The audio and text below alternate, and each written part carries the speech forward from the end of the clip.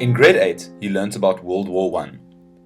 Even though the Germans lost World War I badly, most Germans, including most in the army, were made to believe through propaganda that they were actually winning. When it became clear that they were losing, the army started revolting against Kaiser Wilhelm. They blamed him and ineffective politicians for losing the war. The Kaiser was forced by the parliament to abdicate, in other words, leave the throne.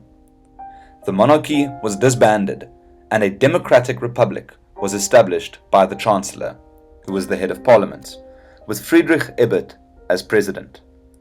Overnight, Germany went from a monarchy to a democracy.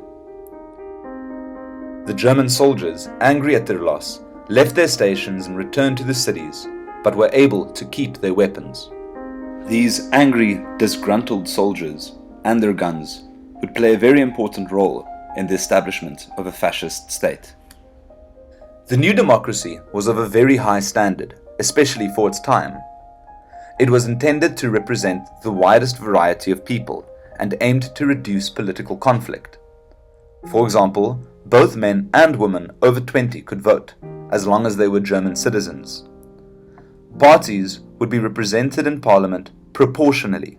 In other words, they would get a number of seats in parliament according to how many votes they received.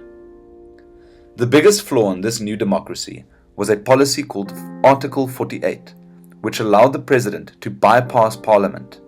In other words, issue a decree, a form of executive action which no one could disagree with.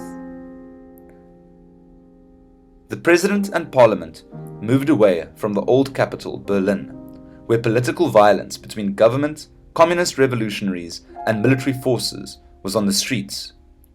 They moved to Weimar and renamed the country the Weimar Republic. Many Germans, especially the militarists in the army, saw this move as weakness, which added to their perception that politicians were to blame for losing the war.